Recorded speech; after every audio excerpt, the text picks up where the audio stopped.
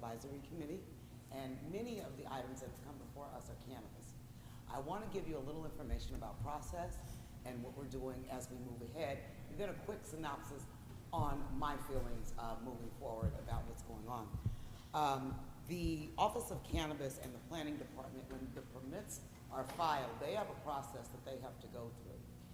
Once that occurs and they satisfy, the applicant satisfies all of the requirements, which includes the equity program, which includes community outreach, which includes stakeholder engagement. And understanding outreach and engagement are two different things. Outreach is I hand you a flyer. Engagement is I sit down and I talk to you and I understand what your needs are. So that is one of the areas that is required of cannabis companies. But after they move through the process with planning and with the Office of Cannabis, they have to go through the Bayview CAC. To be able to get approved, we make recommendations to the Planning Department and to District 10 Supervisor Shaman Walton regarding all of the issues that come through our body regarding land use and other community matters. So I wanted you to know that there is a process in place. But I'm also grateful for every soul that stood up here and voiced their concern, because unless we are proactive in moving forward, we end up trying to catch up and respond rather than developing a program that is good for this community. The last thing that I want to say is that if everyone could begin to engage in the process, then one of the conversations that we need to begin having is, number one, yes, this may be something that the community does not want, that in terms of Walgreens, that's been a family shopping place for many years for all of us. And perhaps a cannabis dispensary is not, or a cannabis cultivation business is not the appropriate usage. But one of the things that everyone needs to use their voice for is to talk about what we do want. One of the things that we must do is say, well, we don't want that, but this is what we want. My suggestion is a community grocery store that I think would do very well, that people would go in and be able to purchase the things that they did at Walgreens, at Walgreens before, as well as being so close for many of our seniors and community residents. It's already been pointed out, all of the important programs that are going on in that particular area in that building, and I do agree that the fit just doesn't look right. However, we must send everyone through the process, because everyone's voice, whether they're for or against, has value and has merit and must be considered as we move forward in this process. So I encourage everyone to be able to come out, take advantage of the process, know when the meetings are. The next meeting for the Bayview CAC is going to be September 4th. That's the first Wednesday of the month, right here in this room, 6 p.m., and we have them monthly. Now, we're not having a meeting in August because we are now forming a cannabis working group. And the way this is going to work, and that is sanctioned by the Planning Department and the City Administrator's Office, and the reporting structure is the same. But what will happen is all of the cannabis projects that want to come through Bayview, that are legal, mind you, because those that are illegal don't go to planning and don't go to the Office of Cannabis. But all of those that are being legal will come through that cannabis working group, and that working group will only focus on cannabis projects, cannabis issues, cannabis community benefits, and the equity program, which is essential for the success of the cannabis industry anywhere. Before I go, very quickly, Mel Washington handed me these documents. He did a great deal of research, which I'm going to hand to Carla, that he'd like for you to have on the company and on some processes.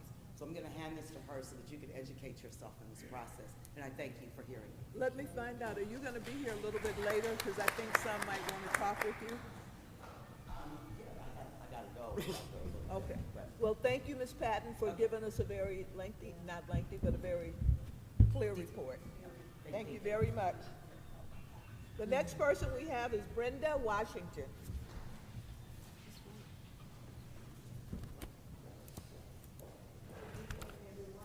Good evening. Brenda Washington, born and raised right here in San Francisco, California, March 9, 1950. Osceola Washington is my mother, Eloise Westbrook, my stepmother. The center, Walgreens. I remember the cattle were driven down 3rd Street to the slaughterhouse, 3rd Avenue. That center should be used to rehabilitate our young men and women that's in the juvenile home and for, because constructional jobs, educational training. They know how to grow and get marijuana. They're not gonna be licensed, and plus they won't be able to afford it. That center, that facility should be used to train and rehabilitate the younger people that's coming up now behind us. Now, Carlton B. Juniors, we pick it, we did everything. But I'm just saying that facility should be used for training our younger community. I have a certificate of preference, but I can't have a job because I have no training. Went through the community program. So like that facility should be used to do job training for the younger generation. Thank y'all. Thank you. Thank you. Thank you, Ms. Washington. We're moving really good. The next person is Vince Bryant. Vince Bryant. I don't want one. I'll take one later. Good evening, Commission. Thank you. Born and raised in San Francisco, grew up in my whole life, moved to Bayview. Could you speak a little bit louder? Yeah, can you hear me better now? Yes. Yeah, I was born and raised in San Francisco my whole life. Just moved to Bayview about 7, 8 years ago. Grew up in Fillmore. I recently just went through the equity verification process, and the city and the office did a really good job in establishing that program to ensure that there was some equity in this new flourishing industry, and to allow such a large company like Have a Heart to come in and, you know, completely just wipe small business people who had hopes or whatever visions. It'll completely take them out the picture. And just off like a quick search I just did on my phone now, you know, it was maybe about a year ago, they raised $25 million for an expansion. They're multi-state, they're already in Oakland, they're started in Washington, so they had a jump start when Washington legalized recreation to acquire the money to be able to do that. One of the realities I'm facing and talking with other people about is just the fact that San Francisco real estate is so expensive. To even try to get a place to get permitted, you're talking about taking on an extreme financial risk, if not debt, and even if you could even come up with the money. So the office, a lot of the places I see from the office that help me with my paperwork, they did a great job, but there's still a financial aspect there in which the equity program was designed for, to help people start businesses, and it's still kind of, you're still kind of giving big business the upper hand because they got the money. We can't get financing. And if you meet the financial requirement of 80% AMI, you don't got the money to start a business, really, if you got equity verified. So to do that, you're kind of like, to approve this business would be kind of like stepping on really just throwing the equity program out the window, because they might have partnered with an equity applicant and shot them a few dollars, but the reality is this is a major corporation, and they got $25 million in private funding in which they're going to expand and open up as many stores as they can, and their goal is just take money out of the community and build their business. That's it. I'd much rather see if a cannabis business was to open, for it to be somebody from the community that was going to do it and be conscious about it and not just only worry about the money, you know. And it just kind of, to prove it would be, you know, pretty much going back on everything with all these propositions, all the laws that were passed, and everything that's the equity office has been doing, and trying to undo some of the harms that have been done with the war on drugs. And that's everybody else made a lot of valid points, and that this is a major point. Like, this is big business. They got deep pockets, and this is the complete opposite of what the goal was with the legalization of it, the recreation, and what the hope was to kind of counteract the damage that was done by the war on drugs in the black community, really across San Francisco, and really across the nation. Thank you. Mr. Bryant, thank you. He has some very valid points, and stick around with the group, okay? Thank you. The next person is Bailey, M. Bailey. Yes. Is he present? Okay, thank you.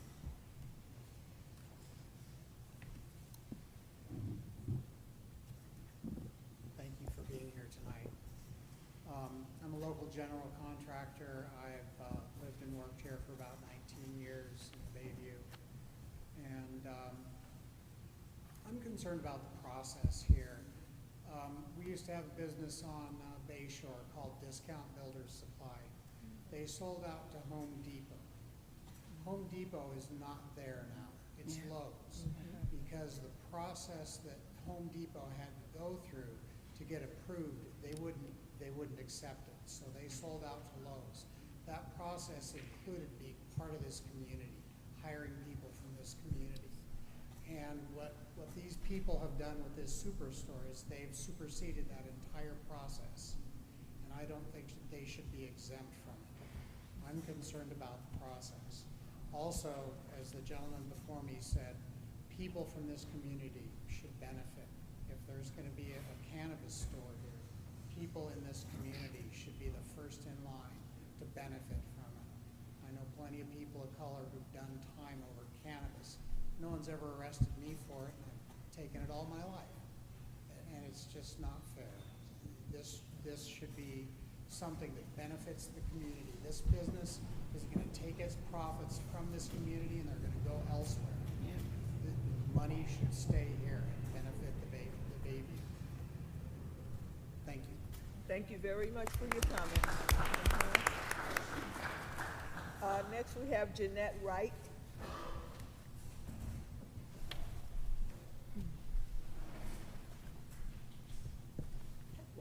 Good afternoon. Thank you for having me. So I just came from a meeting. I am on the board for the Center for Youth Wellness, I believe, the Community Advisory Council, and that was put into fruition by Dr. Nadine Burke, who is now our first Surgeon General female Black.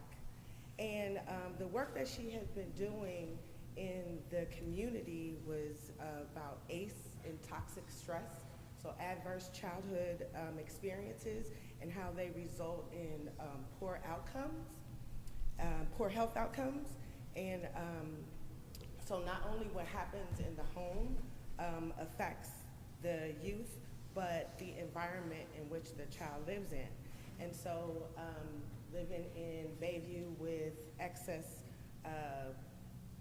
liquor stores and alcohol and drugs, that has been used as a way to cope, for some of our residents. And so I believe that in regards to this cannabis store, that there needs to be more education. I'm glad to hear that the young lady that came up before, that there is processes involved that would weed out, anyone. But I really feel like we need to learn more and how our community could maybe even build wealth in that aspect, because it is a growing business. But for that space, I do believe that we need something that will counteract the excess of the liquor stores and not access to healthy food. And so I would advocate for a grocery store and something very healthy for the community. But again, I do believe that we need to find out and educate ourselves a lot more about the cannabis industry and how we can counteract, a lot of those that have been wronged, that are in jail, and how we can turn that around. So thank you. All right, thank you very much. And we have Deidre, is it Deidre Smith? Am I saying that correctly? Somebody tell me, speak up. Deidre? Okay. Hi, Deidre. Excuse me for slaughtering your name. Commissioner King. Okay. The Executive Director and all the Commissioners. My name is Dedria Smith, born and raised here in the Bayview community. Question for me is, how did we find out about Walgreens closing in the last few weeks, but this cannabis organization knew and now ready to move in? The cannabis organization is not welcome there. We want Walgreens back and have the community police Walgreens ourselves. Our seniors, the disabled, our babies, children, and adults need the service from Walgreens. There has been a pharmacy in this community since I was born, starting with Dr. Fuller. The cannabis is not welcome at Walgreens. Thank you very much. We have just two more. We're going to ask for you to continue to acknowledge the 3 minutes, and we're going to ask for Mr. Oscar James to come forward. We're getting very close to the last person.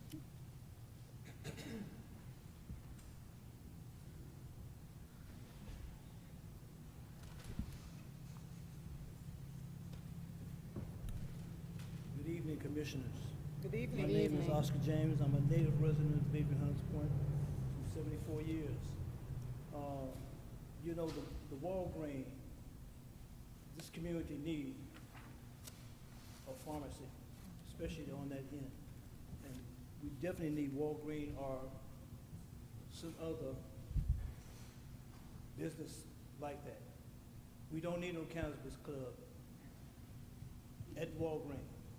That's not acceptable, especially when a person don't reveal themselves as being a community person open for cannabis. Me personally, I don't want no one that haven't been in this community opening for cannabis in this community. Let those who lived, worked, suffered in this community reap those benefits. I'm in favor of a cannabis, such as hemp has, that's in this newspaper. I don't know if you guys have read this, about the cannabis that's in the community. Now, we have cannabis clubs that's in this community that has not been welcomed by the community, but they've been here for 3 or 4 years. I want them to leave this community. I don't want them here. If they don't have the blessing of this community, we don't want them here. We don't want them here. Peoples in our community employ persons in this community. Those are the type of things we want. We've gotten all of the crime, the arrests, and what have you, over marijuana and other drugs during the years. And I favor marijuana cannabis clubs in the community. That's going to be legal.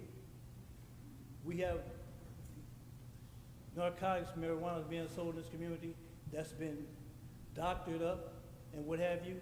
Have a lot of people like a wolf hollering at the moon, okay, because they don't know what's in those drugs. We need to have something that's going to come in our community, that we have people that know what's in those drugs. We don't need no drugs that's going to lead to other drugs. We don't need that. You know, so, you know, I'm asking this community not to allow whoever, because I talked to Shaman, our supervisor, he don't know who's coming in. No one in this community knows who's gonna come in, okay? If we don't know, we don't want them in here. They're not responsible enough to tell us who they are. We don't need them. Thank you very much. Thank you. Okay, our next speaker is Mr. Marvin Brannan. If you would come forward. That's it, this is it.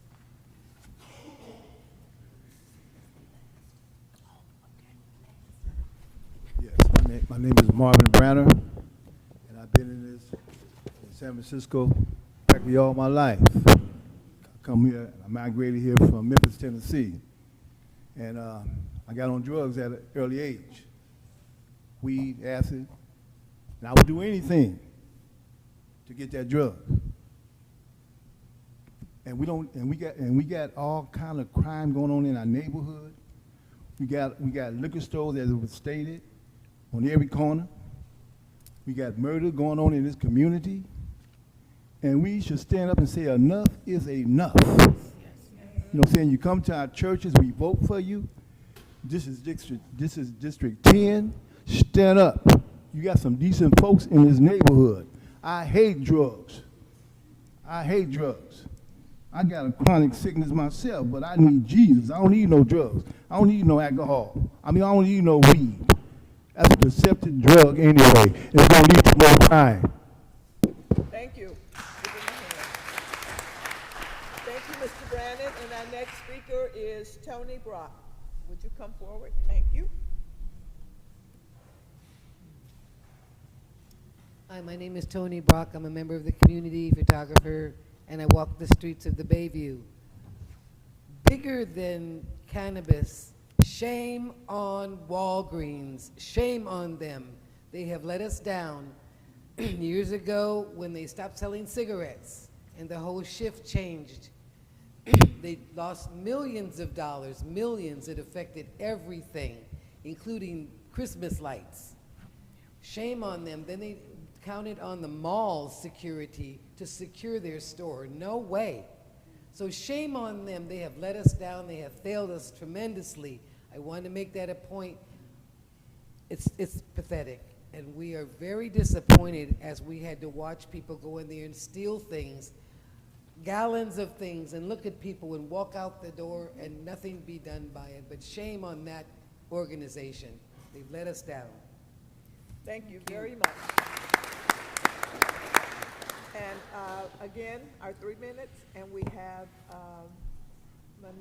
Manasa Rodriguez. Did I slaughter your name too? I'm sorry, Marissa Rodriguez. Thank you. Good evening, everyone, and good evening to the commissioners as well as the executive director and deputy city attorney. Thank you for being here. Thank you for having me. My name is Marissa Rodriguez. I'm the director of Cannabis. I come tonight because I've been called by the community here to be here to answer questions. I am recent Rodriguez. I am a San Francisco native. I grew up in this city. I'm a former prosecutor. I want to make sure you can hear me. I'm a former prosecutor. The Bayview was actually the neighborhood in which I was assigned. So I know this neighborhood well, and I know a lot of people here. I came here because, like I said, I was called upon, and I think it's very important that the Office of Cannabis be present when there are matters like this on the record. It's important I hear everyone's concerns. My staff members are here as well, and we are documenting all of these concerns because we think, and the reason I took this job was because, one, I think it's important that this industry be regulated for public safety. Two, because I think that the community should be an important contributor to how this new industry is rolled out in our communities, in our city.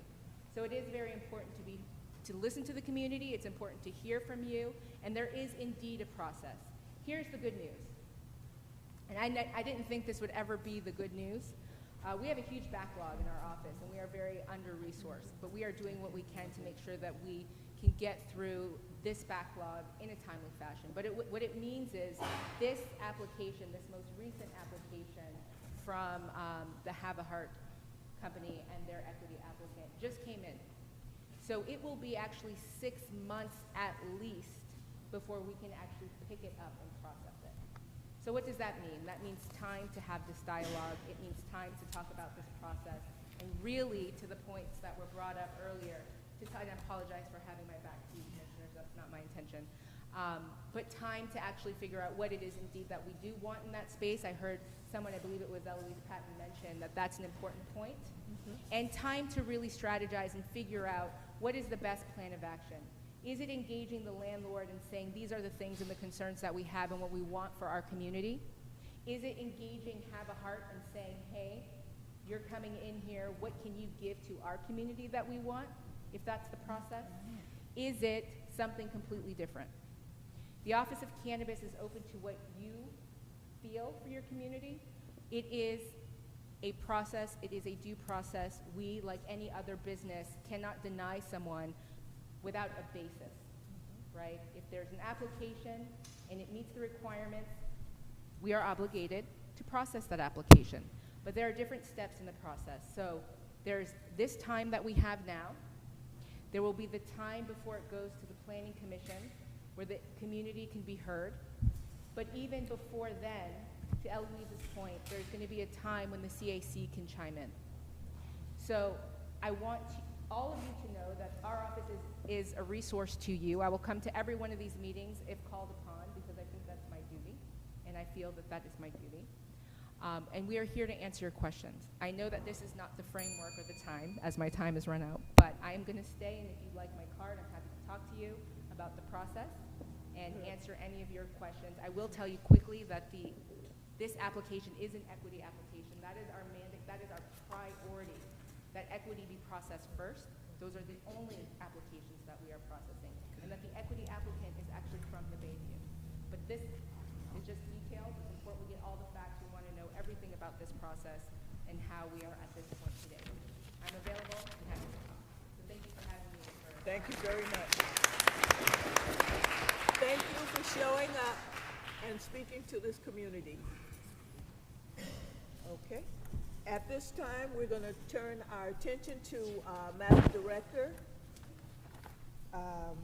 Rogers Parr, and she's going to do a presentation. Thank you all for your patience. Do not leave. What's wrong, sir?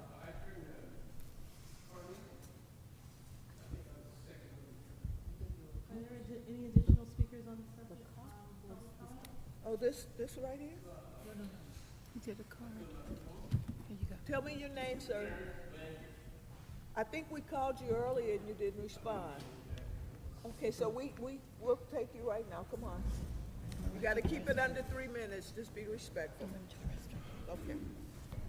My name is Clarence Blanchard. I'm an electrical contractor, state of California. I've been in San Francisco for 55 years. Been practicing business here for 45 years. I'm here to voice my concerns about the club, but I'm also here to make sure that we continue to be passionate about this and to make sure transparency stays in play. That's very important. I understand there's a process, but if we constantly push against the process with our thoughts, maybe we can defeat this deal coming into the Bayview. Thank you. Thank you very much. All right, we will move back to our presentation. Our director. So item 5 on the agenda is a resolution recognizing former commissioners Diane Gray and Eddie Zing. I know that I see Eddie, but I haven't seen him. There's Eddie. There's our guy. Hi, Eddie. They want you to speak a little louder. You want me to speak a little louder? I have to work on that. Thank you. So before I read this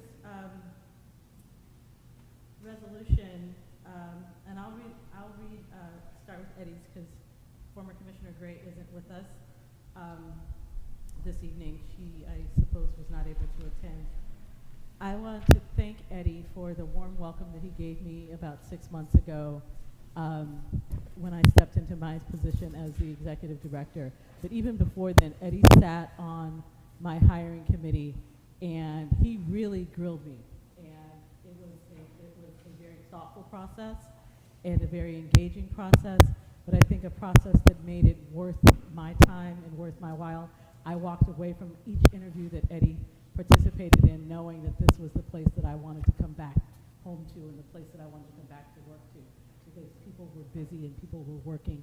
And even tonight's public commentary was a testament to that, and Eddie's inquiries into my work and my background were a testament to that. So Eddie, I want to thank you for all the support that you've given me personally and that engaging process and all of the support that you have given this community and all the work that you still have to do, because I know that while you will not be sitting on this commission, it does not mean that you have retired or resigned, that you will keep going, and that you've got lots and lots to do. So with that, I will read this resolution, and then Madam Chair, you will be able to entertain a motion. Southeast Community Facility Commission Resolution number 2019-724 for Commissioner Eddie Zhang.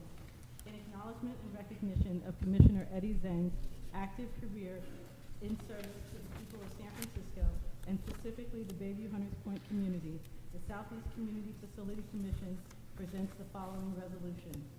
Whereas Commissioner Eddie Zhang immigrated to Oakland, California, and endured several hardships which cultivated his passion for violence prevention, economic and social empowerment, and neighborhood revitalization. And whereas Commissioner Eddie Zhang joined the Community Youth Center of San Francisco and worked as a case manager prior to ascending to program director of the Bayview branch in November 2012. And whereas through the extraordinary virtues of determination and advocacy, Commissioner Zhang possesses The Community Youth Center of San Francisco continues to empower and strengthen low-income, high-need, and at-risk minorities in San Francisco. And whereas Commissioner Zhang brought his experience, dedication, and leadership to the Southeast Community Facility Commission in 2013 and has tirelessly served the residents of this community by embodying the Southeast mission and holding the SFPUC accountable to the promises of the mitigation agreement. And whereas, as a testament to his commitment to the community, Commissioner Zhang was appointed to the Southeast Community Facility Commission by former Mayor Ed Lee in 2013 and consistently advocated for minority communities and multiracial coalition building to bring together residents of Bayview Hunters Point. Now therefore be it resolved that on this day, July 24th, 2019, the Southeast Community Facility Commission extends its best wishes to Commissioner Eddie Zhang as he continues his pursuit of empowering and educating disenfranchised communities in San Francisco and the Bay Area. Be it further resolved that a copy of this resolution be entered permanently into the minutes of the Southeast Community Facility Commission. Thank you, Eddie.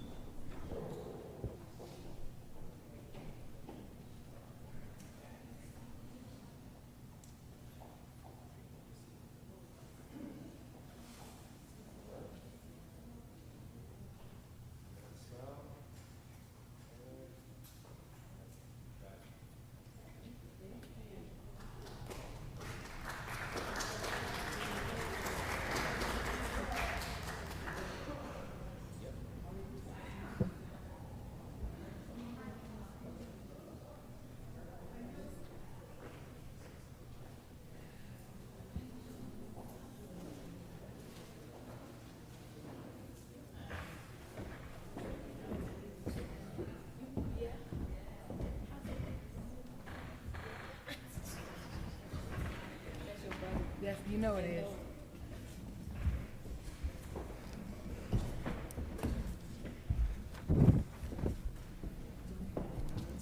So she'll just do her update. How did she not do the minutes? Eleanor was doing it.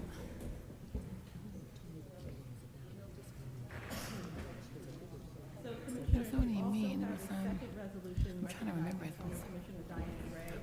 I won't read the entire resolution as Ms. Gray is not with us this evening.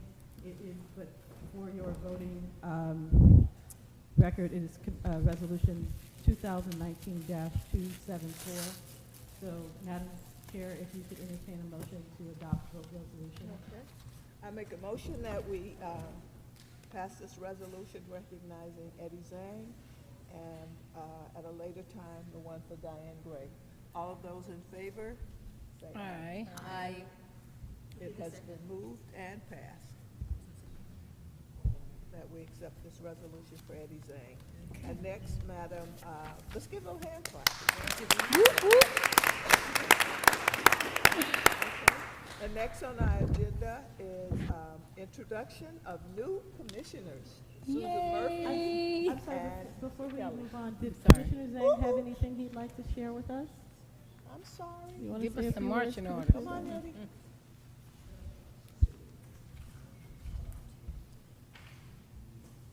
Well, happy new birthday, everyone.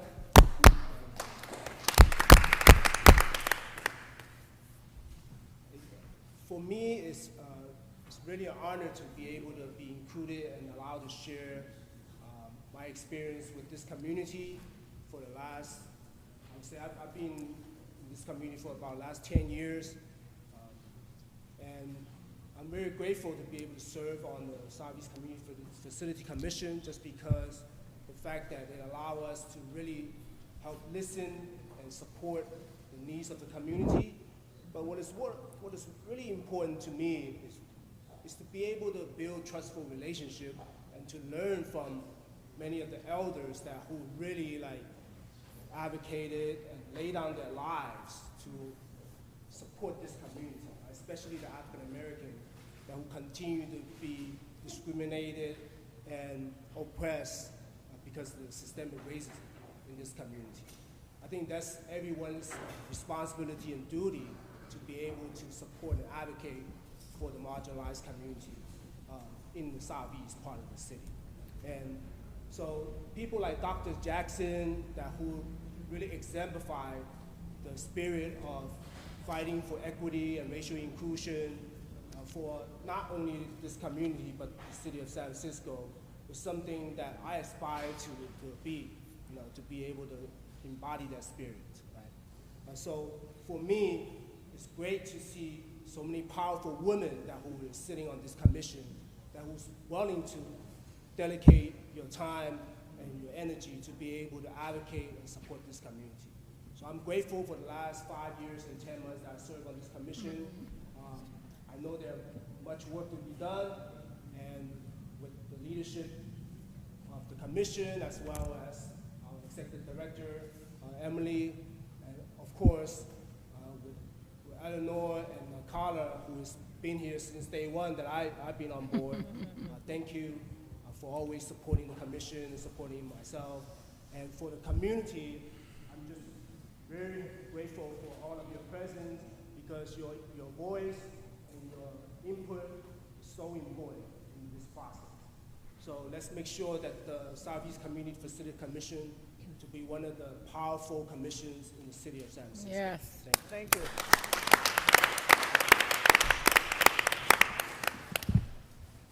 Thank you. And so, if you're ready to move to the next item, Madam Chair?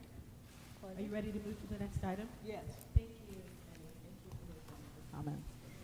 So, this past week, I had the wonderful opportunity to attend an auspicious occasion of the swearing in of Susan Murphy and Fahala Saptile as our two newest Southeast Community Facility Commissioners. Yay! Damn it.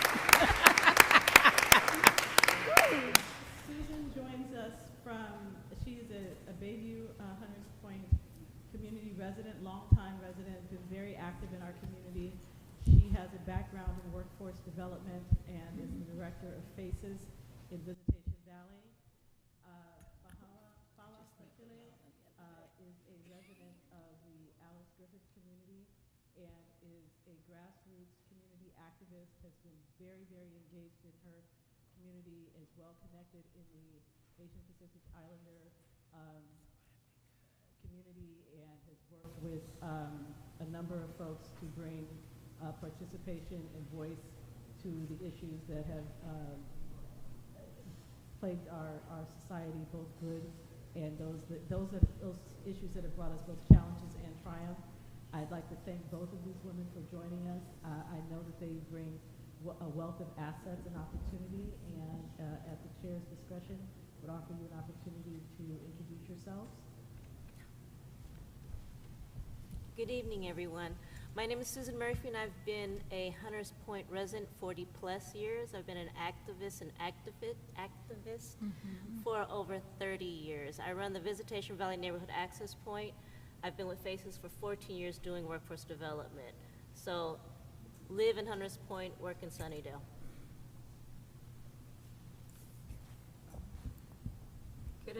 Good evening, everyone. My name is Fahala Saptile. I'm the resident of Alice Griffin for 30 years. And I live in Alice Griffin. And I hear you guys are here to work with you guys. Thank you.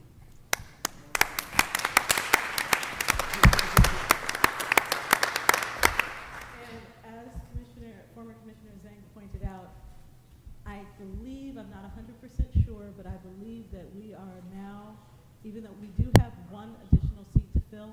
But right now, as we stand, of all the boards, commissions, and advisory bodies within the city and county of San Francisco, we are an all-female-led organization. And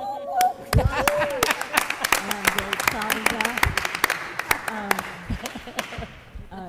I think the only challenger would be the Commission on the Status of Women. Oh, yeah.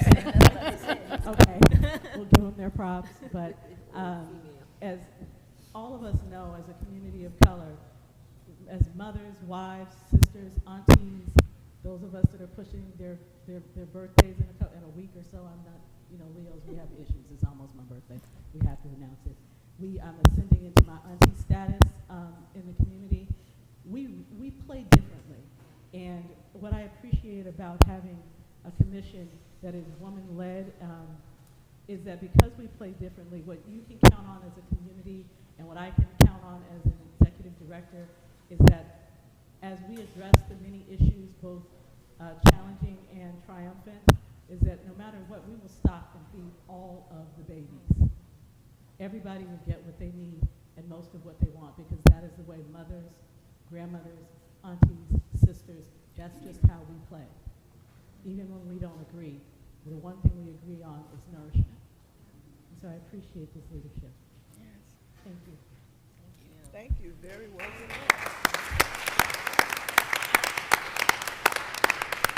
Okay. And there's cake. Please eat the cake. Did everybody hear her? There's some cake over on the table. There's fresh cake. We have a couple of more items on the agenda, Madam Director, and the next one is review restructuring the bylaws. And that's for discussion only, is that right? Yes, so the next item, review the restructuring of your bylaws. Our wonderful city attorney, John Roddy, is joining us this evening to give you some background on your bylaws. As you know, we've had a lot of turnover, and Commissioner King, you are sitting in as chair this evening, and Commissioner Chung sat in last month because we lost both our chair and our vice chair at the same time. And your bylaws don't specifically address that issue. There are also some other committee structure issues that we should talk about, and I wanted to give you an opportunity to talk about what's in your bylaws and what options you might want to consider before actually moving forward with selection of chair and vice chair, and so that we can set up the structure for actually making that selection prior to that. So with that, Mr. Roddy.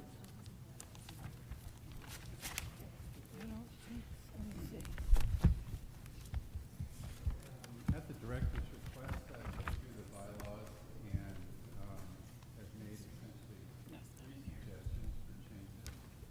The most important one is to provide for a better means of selecting a chairperson and vice chairperson. The language currently in the bylaws is rather confusing. It has a deadline for elections is based on 1988. We don't want to meet anymore. So what I have suggested for your consideration is that on October 1st of every year, or every other year, depending on whether you believe the term should be 2 years or 1 year, the commission would nominate and select a chairperson and then nominate and select a vice chairperson for either 1 or 2 terms, up to you.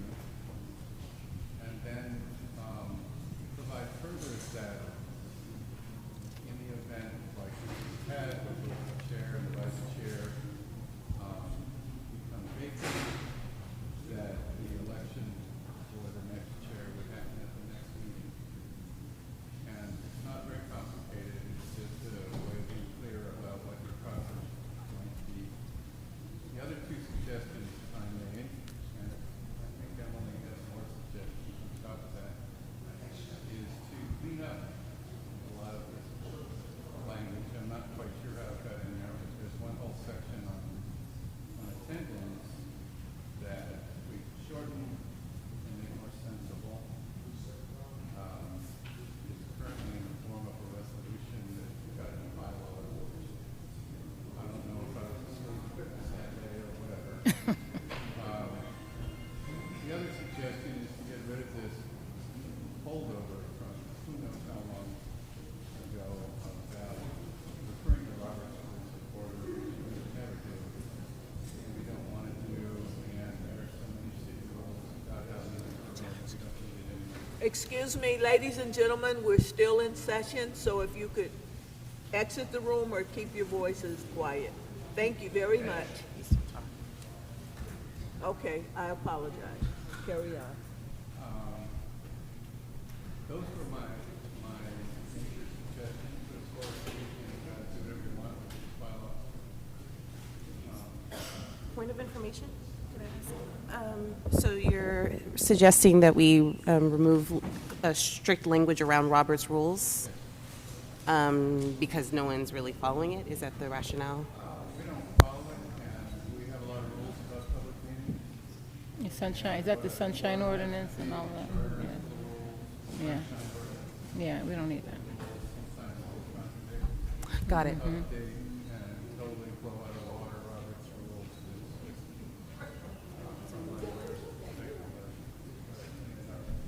Okay, so that it's more just a recommendation? Sure.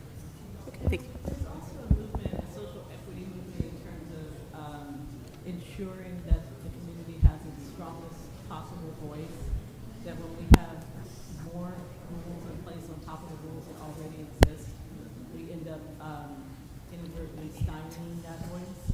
And so Robert's Rules definitely— I think they're already in there. us to limit ourselves or to follow basic organizational structure. We don't actually have to follow it. And our goal is to create an opportunity for our community to be heard.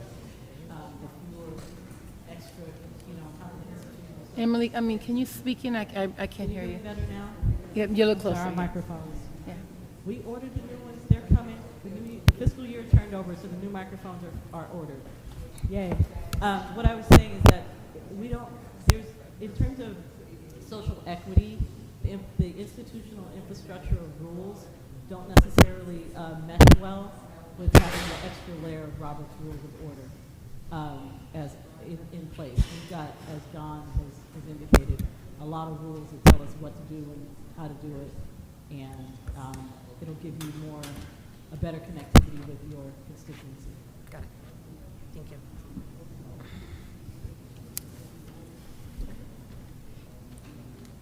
Need a motion or what? I mean, I don't understand.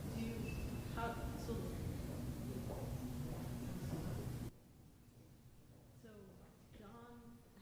John made a couple of suggestions to me around a couple of things. So the first one is, when we look at the way other committees, including the SFPUC, the Action Commission, the Board of Supervisors, other like advisory bodies, there are things that the terms of the chair and the vice chair are only a year. Your current bylaws indicate a 2-year term. So those are things that you might want to think about and can engage in discussion at this time. There is also the process around how you go about selecting. And I believe, John, Carla, do we have the current bylaws in there? They're supposed to be in your binders, but I don't think they are. If somebody could go grab a copy of the bylaws. I cannot see now. I do have mine here. Yeah, they're here. Oh, these are them. Are they in the back? Oh, that's those right there. Oh, I have that. Yeah, they were in like maybe the folder or in the first pocket. Yeah, were they in there don't now. look like bylaws, so that's why. It's small. It's a small Yeah. set of bylaws. Okay, got it. This right here? It wasn't that or the first inside pocket. That was in the back. Yeah, that's it. Here, This is it. in the back of there. It should be. It's real thin, so it probably is right. Oh no. No, that's not it. Oh, wait, there's one paper. No, did you take yours out? I don't know why this happens, you know? Here, fine. Yeah, well, it's only, okay, actually, Susan, I'm gonna give her that, and you can share with Karen. Yeah, we can look together. They don't look like that. And then also I have another point of information or clarification. So do you have recommendations for number of terms that are not consecutive? So I see that there's this should not, at they currently stand. And that's it. And that's it, but there's no discussion on multiple terms after that. So like it doesn't say, let's say you did one term, you did 2 consecutive terms and skipped a term, you got reappointed by the mayor. Because in theory, you term out before that happens. That's right. So if you were reappointed by the mayor, the bylaws don't address that. I don't know, John, what's your opinion on whether or not they need to? Or do you are reappointed, do you start over?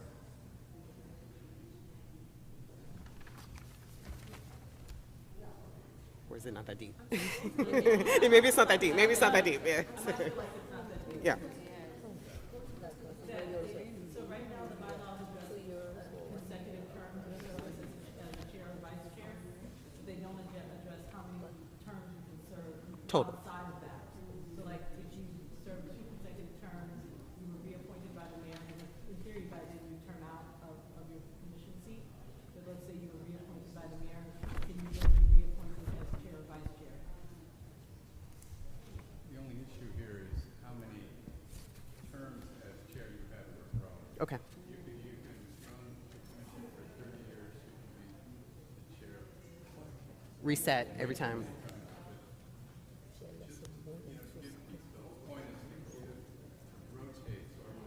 Yeah, give everybody a chance. Exactly, 1 year. Yeah. Okay. Yeah, one year. That's fine. And they can't do more than 2 consecutive terms. Mm-hmm. But say Ann Kane has been on that commission since 1997. Mm-hmm. She's been chair many times. Right. Not 3 in a row. That's right. Clear. So, can I ask a question, Madam Chair? Yeah, we have a question from Commissioner Foreman. So this is to Emily, and what's your name, sorry? John, what are you recommending for us to do today? Because this is, look. Discussion.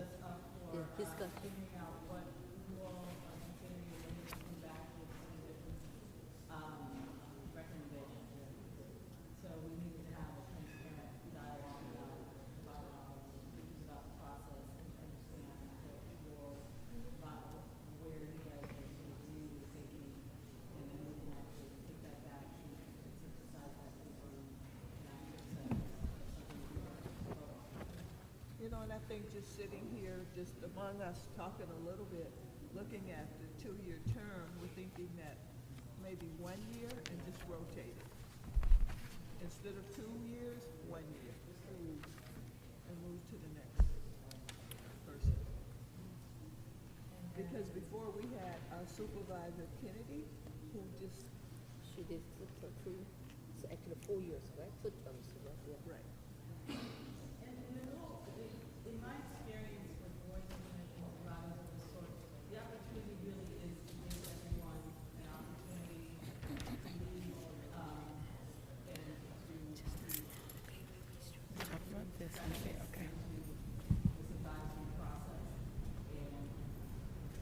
And that's sort of what the point is, so that we don't get stale or stagnant with one set of opportunity, at least one person sort of just always doing it. And it's not a matter of that person might be great, and it might be the person that really wants to do it, but we want to give everyone an opportunity to have that, the chance to say, no, I'd like a chance for everyone to consider this other person's leadership opportunity. I think, so related to that discussion is,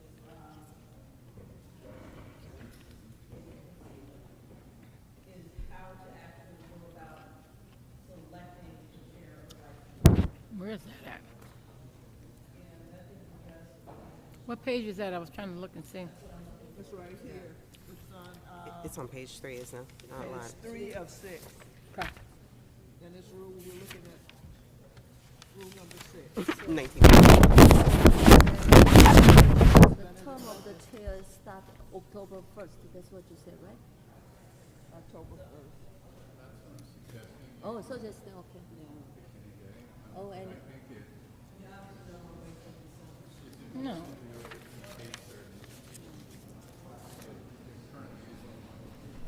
our director wants to wait until the full board, but we still need one more person, right? So you wanna wait? Do we have to? We don't have to I think wait for that. Four is a quorum. Yeah. No, we don't have to wait for that. I know, but last time you mentioned about, yeah. Okay. This is an odd circumstance. Both are vacant, but in a normal year, I think it's clear if we pick a date.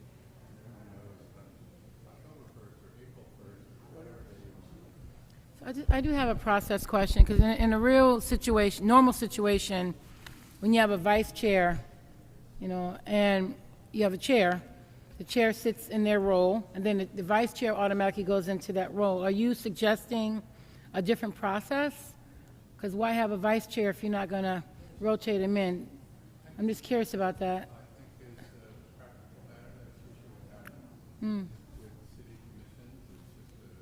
Picking order. Right, right. I'm not aware of, it's not automatic any other board I would work with, but it certainly is the process. Okay. And a point of information also. I also was thinking about, because we had this experience, now we're kind of thinking about process, right? Would there need to be language then around if there's neither chairperson nor vice chair, that there's an interim person until October 1st. And then we reset the process in October 1st. So I just want to add that to the discussion too. Commissioner Sanchez, is that someone who's voted in as interim? How does that happen? I'd love to hear the thoughts Yeah, that everyone yeah, has yeah. around that. So what's been happening for your last 2 meetings is that I just sort of picked a person out of a hat. So it's been Commissioner Chong and Commissioner It's been King, great. And then next month I'll pick somebody else, and it's literally me not playing favorites, which is saying, you know, it's almost as much as whoever called me that day, hey, can you? I thought it was out of deference because they served before. Yeah, that's what I thought honestly, it was. I didn't say that. Yeah. Just a little more experience. But, because Commissioner Chung obviously has been on the commission the longest, and so last month, that was my primary consideration. And then Commissioner King came up, and so those were the guiding principles. But there's also the idea of, last month we only had 3 commissioners. Right. So, you know, we know that there's some background information that we were trying to massage around, and so we've done that. And I think that for next month, we just need to make a rotation of each person gets an opportunity. And you guys can tell me too. You can tell me who wants to do it next month. I don't care. So do we have a volunteer for next month? If no one else, Everybody volunteer at the same time? I'll do it. Okay. I'll do September. Depends on when you want to. Wait a minute, September. Right, right. I have to. We could do that in August. You want to have us come back in August with bylaws to vote on? That would help. Yeah. I think. Yeah, let's do that. And so, I'm thinking that the recommendations that we will make to you is amending the bylaws to create a 1-year term. And I will also be making a recommendation for your consideration that we have that we create a process that starts, are you thinking October, or do you want it to start in September? I think October. Okay, so then we'll October? need an interim chair for September as well, and I think Commissioner Fowler will raise her hand to serve as the interim chair for that month. And that the bylaws should also address the interim chair as well. And I'm thinking that the bylaws should also, and John, correct me, do we need to put something in that says, I mean, I don't know how likely it is that it will ever happen again that the chair and vice chair.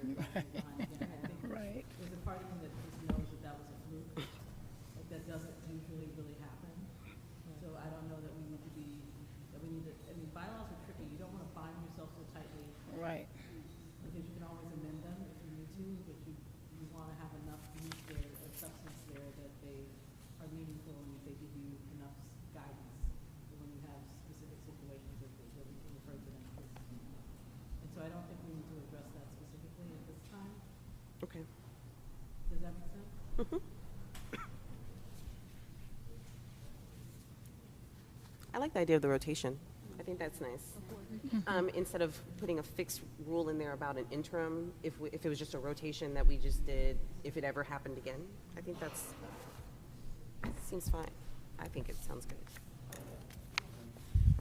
think we should write that in then. Okay, okay.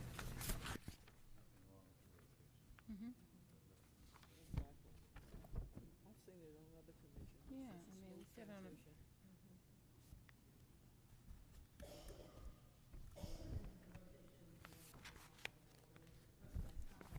I don't know. I don't know. Yeah. That might be too deep. That might be too deep. By deference. That yeah. works. Yeah. That makes sense. Keep it moving, girl.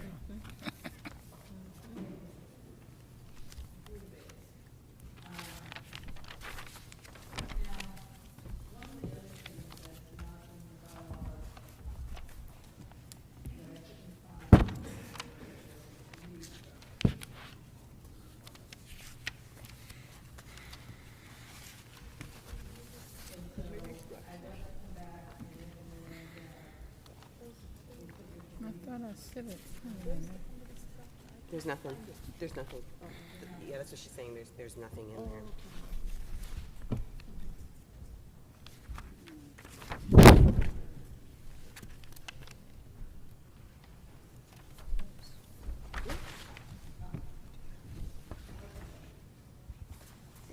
You're welcome there. You're welcome. Because then that gives the chair, the signature, the discretion, more discretion to change the committees as our needs. That's usually the process on committees I've sat on. The chair sort of appoints people. But, yeah, so there's still no process. There's nothing. Could that even be stated?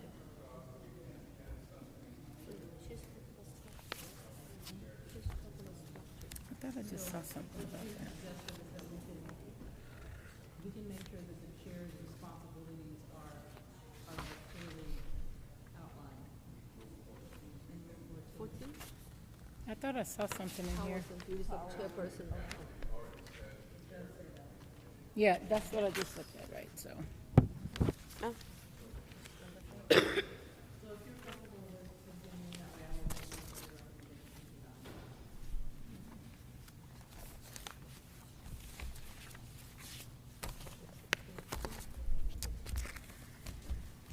don't see.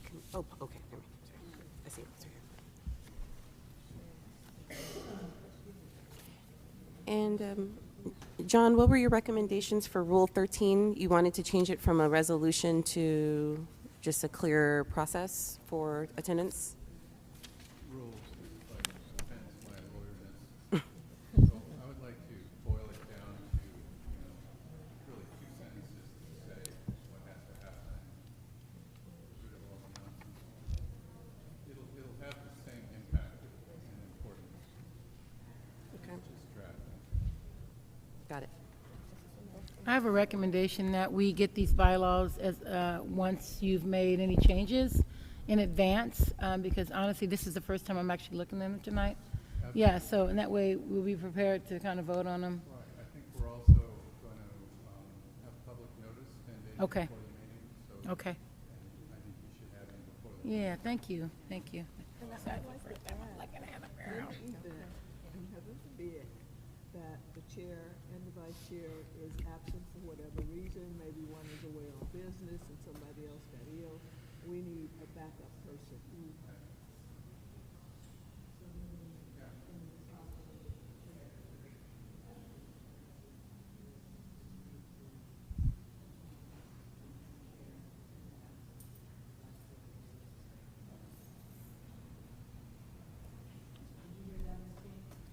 I heard a little bit.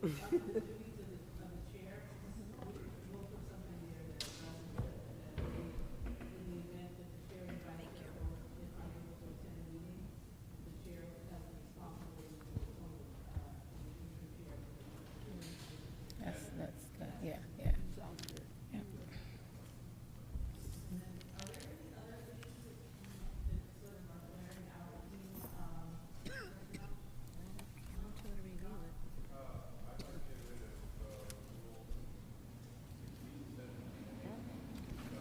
rid of it. You'd like to get rid of it? Just abolish it? Okay. Let me just take a 16, 17, 18. 18, yeah. Delete.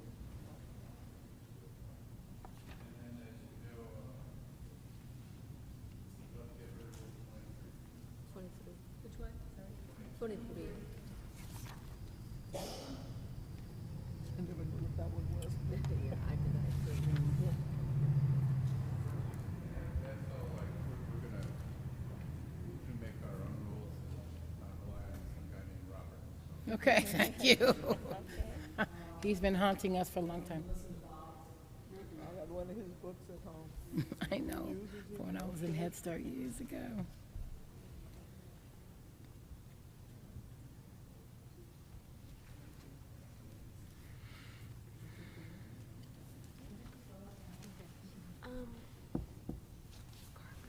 So there's no notes. So we will bring you back, we'll make sure you get those drafts well in advance, and, again, we'll be noticing 10 days. This was impressive tonight. I loved it. Well before the meeting, so I loved it. It felt like a real commission meeting tonight. I told everybody to get here. Yes.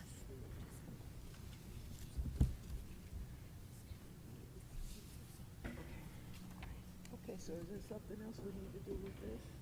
The committee minutes, and that's it. Yeah.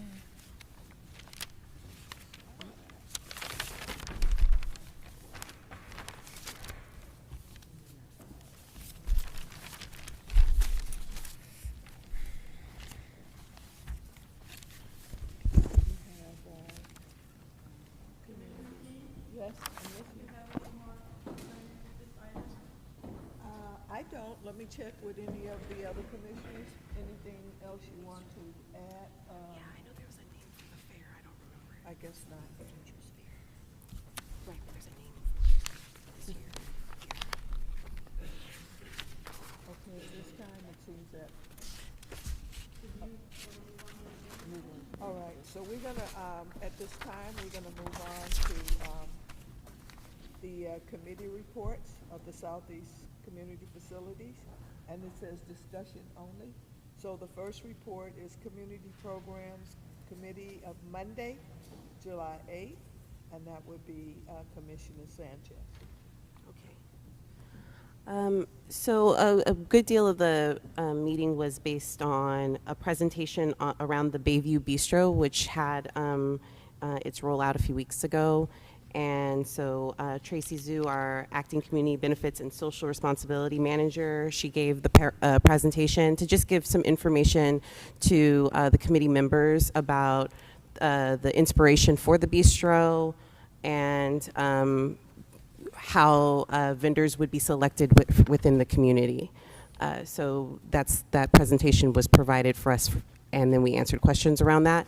There were also a few updates around the Futures Fair. Elle, could you remind me the name of the theme of the fair this year, Futures? Flourish, that's correct. Okay, so there was a decision on the theme of the Futures Fair. There was conversation about collecting and looking for presenters for that fair, and just doing general planning for that. And then the Health and Harvest Fair, there was some details around the planning for that as well. Okay, thank you very much, Commissioner Sanchez. And now we look at the Facilities Committee meeting of July 15th, and we're going to ask Commissioner Former. Oh, wait a minute. Yeah, I guess it's Commissioner Chung. No, I was absent.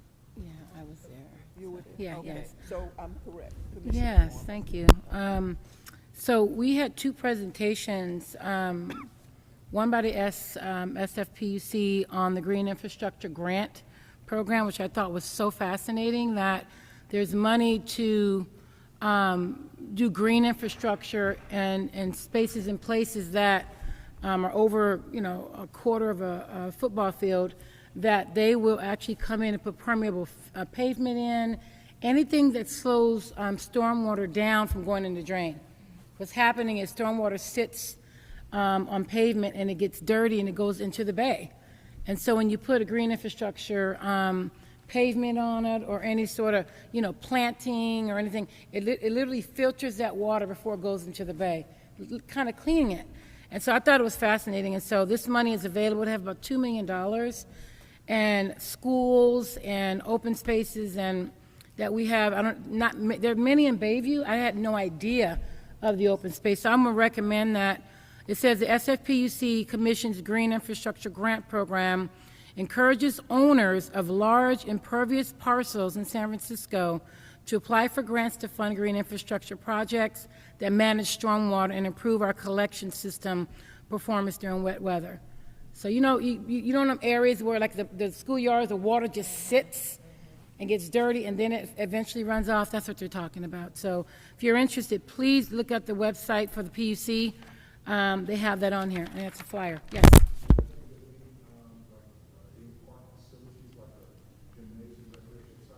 Anywhere where water will sit, yes. And please check out the website. I was totally fascinated. I'm going up to some schools and say, you guys really need to check this out while this money is available. I'm sorry, they have about $8 million. So it's a lot of money out there. He didn't give one. It's he rotating. Said it's open until the money's gone. So please check it out. And we have a couple of flyers so we can get some of those to you. Carla, do you have an extra flyer to give him? It's in the packet.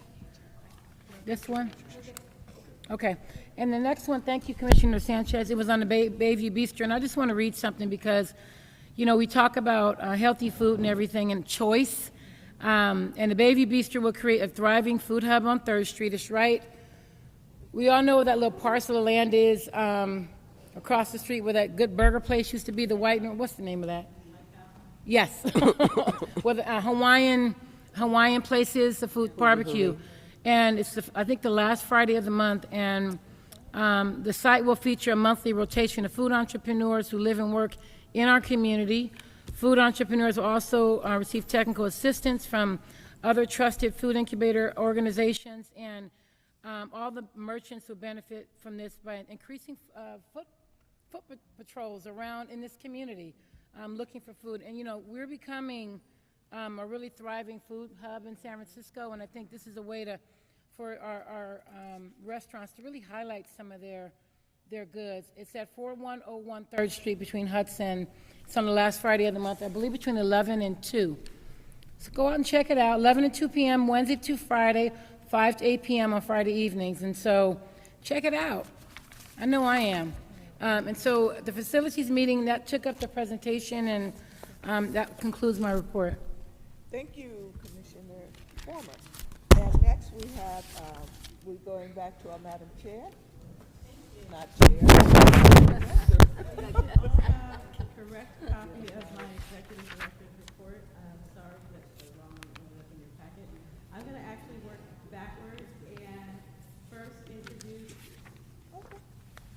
Not a problem. This is Mr. Larry Berry Jr. He is a Bayview native, and he will be joining our team Monday as our 54A. All right, you got your coordinator. Yay. I don't want to put him on the spot. He just came to hang out and see how we do business. He is, again, born and raised, and has been, as my report tells you, he's been doing quite a bit in San Francisco in our nonprofit communities, building partnerships and relationships, and he will hit the ground running with our branding strategy and helping us to launch our reservation system. And we got lots of stuff we need to do, like on Tuesday. He does onboarding on Monday, and then on Tuesday, he's got lots and lots and lots of stuff to do. Larry, if you'd like to say a few words, you're welcome to. I'm just really excited about the opportunity to join the team.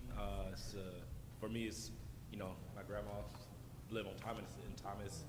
My parents live on Revere, so this is like coming back home. So thank you guys for the opportunity. And look forward to joining the team Welcome. And doing some great work together.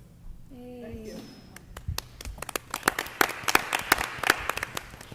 We're really excited to have Larry. He has a wealth, his network is vast, his experience is stellar.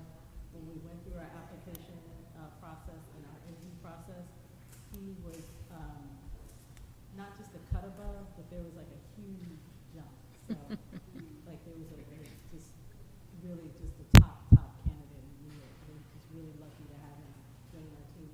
Next month, we will have much more to share with you. Thank you and welcome aboard. And so you've heard about Bayview Bistro.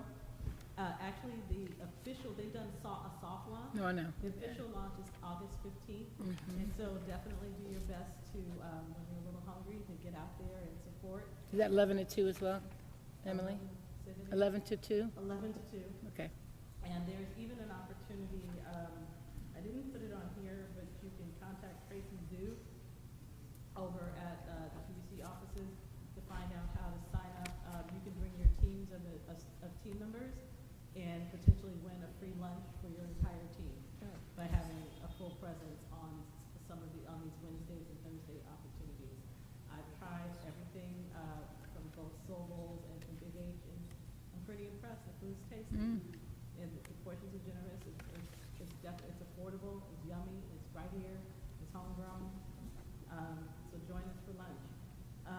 The next big event that's coming up is our Futures Fair. We're really excited about our theme around flourishing and giving our young people their best chance by not only giving them critical information about career exposure and career opportunities. My goal is really for every young person that attends this event to leave knowing that there are real opportunities not only out there for them, but that we're planting seeds. And we're going to give them the information and the direction on how to nourish themselves as a plant so that they can flourish, so that they can grow, and that we're here to support their success, growth, and development. We have some awesome speakers coming in, and we have some awesome resources. They will get information on financial literacy. They will get information on, America. I don't know what L was, my little yellow sticky note. That was the third thing I wrote on. The third thing was blank. I need your contact person. But I sent it to both of you. You I and need the Bree. phone number. Oh, okay. If I can get it. You Okay. did. Okay. I did email, but I'll do phone number. Yeah. Okay. On emotional intelligence, which are critical tools to longevity in terms of being successful in the long term. You've got to be mature enough, and you have to know how to manage your resources. It's not enough to just get a good job. You've got to know how to keep that good job. You have to know how to grow in that good job, and you have to know how to cycle your resources so that they benefit you over the long haul. And so that's what I'm hoping that each one of our young people get from that opportunity. Emily, you have a Yes. question? Madam Chair? Go right ahead. I think we signed up for something. Is there a way to verify that you have names of commissioners who signed up? I want to make sure it's on my calendar. And so, I know I sent an email back a while ago, and I'm trying to remember if So you I have can that. have Brianna give you a confirmation Okay. of who all is registered. We do still need more volunteers. I believe yesterday's count, we were at 16 or 17. but Okay. we need close to double that. Okay. So we're definitely pushing. What is that And for? The funders, the kids. anything I'm gonna be you can signing do people to up. support the event throughout the day is awesome. But if you're not able to stay for the whole day, if you can attend the morning networking session, Yeah. we're going to start off with the first half an hour or so where our young people will be able to just casually engage, give their elevators pitches, meet people, learn that, we all know as professionals that one of the most important things that you can ever learn how to do is to sell yourself in 60 seconds or less. And so we want to give them, examples of how to do that, shake their hand, greet them, give them a warm welcome into this process. So if there's nothing more that you have time for on your calendars, we understand that everyone's busy. We can join us for that session, that would be great. And what date? And what date, I'm sorry? August 1st. That's right, So okay. it's literally next week. Let me make I sure have I have that information on to there. report down our electricity room reservation. I could add to this. I'm going to be signing kids in. So July's been a little bit slower, but that makes sense. We're starting to take reservations that are gearing up for August, September, and going forward to the rest of the calendar year. So we expect to have more engagement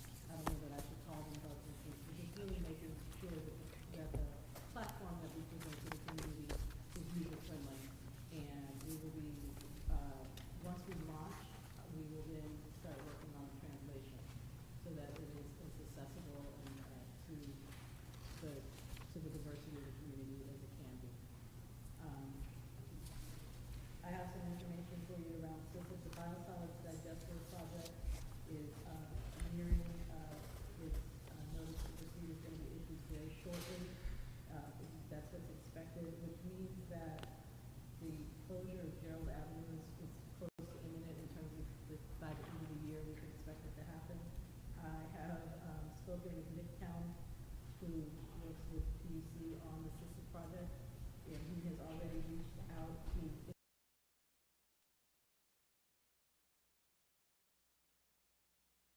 which is going to be really important, and also to address the homeless folks. I know that we've talked about that.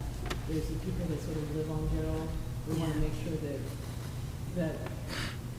as they're displaced in the context of their displacement, that's done with a level of compassion. That we're not just, I've seen things that make me sad. And so I want to make sure that we have those conversations and that we're prepared for those conversations. So that would be forthcoming. I'm excited about 1550 Evans. Next month, at the August meeting, we will have some presentations on all of the interior design elements, which is going to be very exciting. It's a very tactile presentation, so get ready to touch curtains and fabric and tabletops and all of that stuff. But also, Commissioner King and I participated in with the Arts Commission in this process, the beginning of the process to narrow down a selection of an artist to commission our centerpiece art that will be right in the entry, the exterior outside art piece, but our big sculpture piece. It's a big vocal centerpiece. We started off with 26 or 27 applicants that presented concepts, not concepts specifically for this project, but concepts of work that they've already done. All very, very, very talented, all very, very different in the medium that they use, in their experience levels. As a reminder, there's $1 million investment in this one art piece process that includes $100,000 in public education, which is incredible. We were able to narrow that down to 4 talented, amazing artists, again, all women. Homegrown? Or I believe they all identify as women, all African American. 3 of those 4 are from the Bay Area and have meaningful connections to the community. And the one that doesn't specifically was able to articulate a connection to the community that resonated with us. I think that what I learned from this process is that I have excellent taste in art, but that was definitely confirmed for me. But more, I think, importantly than that, I only had a half a vote. I shared my vote with my colleague Blair Randall, who's our arts and education manager, and we used a 1 through 5 scale for various criteria. And Blair was very diligent about following the 1 through 5 scale. I was a little bit more arts and craftsy and was drawing hearts and check marks and minuses and hard nose. But when Blair and I came together to combine our votes to create, to translate that into the 1 through 5 scale, my hearts lined up with his 1s, my hard nose lined up with his 5s, and so, or vice versa, depending on how the scale was running. And it was very consistent. And I think we're going to have not only a wonderful piece, but we're going to have a wonderful artist. There's, and I think in closing, I think what is important to understand is that there is an opportunity for an emerging artist to have an opportunity here. The commission intentionally marketed this opportunity towards artists that may not have done a piece at scale, but has the capacity to make that jump in their career and in their artistry, and they're prepared to fully support them to make sure that we get the success that we're looking for. So stay tuned. As we move forward, there's another set of meetings as we begin to narrow it down, and we'll bring you more information as it comes. And then in closing, July has been a whirlwind month for me. I have been to Hetch Hetchy. Those of you that are on schedule to go to Hetch Hetchy, just be ready. It is amazing. It is the most beautiful space that I've been in a very, very long time. I'm talking about double rainbows and water, sunshine. I didn't actually see any bears. I heard about a snake. I wasn't able to get to the I heard about the rattlesnake. I didn't see the rattlesnake, but I'm sure other people came running, so the rattlesnake was real. I didn't make, I wasn't able to get through the hike to get to the waterfalls, but I do recommend good shoes. Don't overeat your breakfast because you eat breakfast before you take your hike. So enjoy that fruit and coffee. But the other stuff you might want to shy away from. The accommodations are first class. You will learn a lot. What stood out for me, if I take off my director's hat and sort of put on my Bayview residence hat, or I was once a resident of Bayview, put on my residence hat, I can say that when I think about our mitigation agreement, there's two things. One, I think we should ask for more. Of course. But I also think that we would have been able to do that understanding more clearly that it's not just a sacrifice in terms of what this plant processes, but it's also a privilege. Because you start here, the tour starts at this plant, and then you work your way up to where the water starts. And you go through this whole system process, and you understand that at the end of the day, the water starts in somewhere and it comes down, and this is just the end of the cycle, and everything that starts somewhere has to end somewhere. And so I think that we would have had, if everyone in this community could take this tour, I would create that opportunity for them. They would be so empowered, and they'd also be better stewards of our water. Absolutely. I mean, it's amazing. You see all this water and you want to swim, but you know that somebody has to drink that. I can't get in it. So it's like the one reservoir is amazing. There's no human contact with it. It's some of the cleanest water in the country. It's pretty amazing. And then I also took a tour of the wholesale food produce market. That's a tour that I'd like to set up for each of you as well at some point.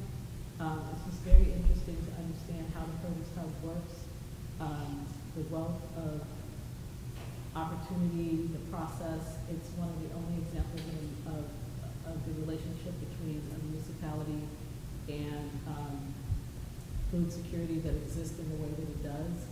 And it was just very interesting to learn a lot about how much food and the economies of scale that actually go from this one place out into the world, but also how committed this market really is to being a good community member and ensuring that we get more food out to our own neighborhood in the same way, with the same amount of energy that we get it to everybody else.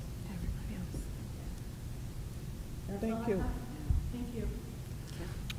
I have a comment. Just a comment, Madam Chair.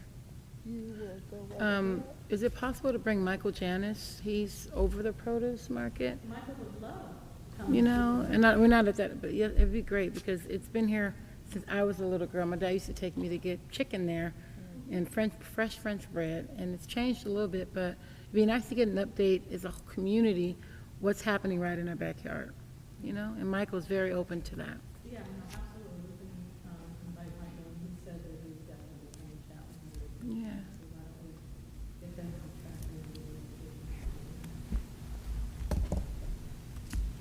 it. And when we are able to set up that tour, just know that it starts like at 7:30, 8 o'clock. That's why I said bring him here, and I'm just playing.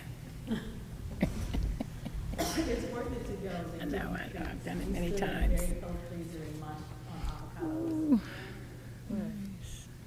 The guy just kept pulling them out of his pocket. It's worth the early rising. But yeah, no, we'll definitely invite him again. Okay, does that conclude your report? That does conclude my report. All right, thank you very much. And at this time, are there any announcements or any new business? And I'm speaking to the commissioners. No announcement? Okay. Oh, I have one. I would love to entertain the idea of seeing if any commissioners would be interested in exploring the infrastructure grant program for this building.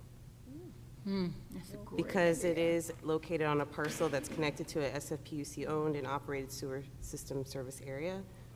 And the design can be an educational design. It might be a nice legacy gift if we move over to the as we move over to the next building. So Sounds like a good idea. Maybe we can discuss it and see how many people are interested. yeah. Okay, thank you Commissioner Sanchez. And anyone else? Announcement? No? I would like to just say welcome to the new commissioners. I am so excited to see two of my colleagues, past, present, and future, with me on this journey, with us on this journey. And it just brings so many things full circle, and I'm really honored that you guys are here. Yes. Have memories of both. Amazing. I So, think that's a ditto from the rest of us. Yes. Thank you Yeah. for being Thank here and you. look forward to working with you even more so. yeah. And with that said, anyone else? I don't want to leave Don't anybody forget out. your gavel. Okay, so I think with that, we're going to say officially, our meeting is All adjourned. right. Thank you Yay. who stayed to the end. Thank you. Yes. Good job, Levon. Thank you. Can you keep doing this? It's just, I learned so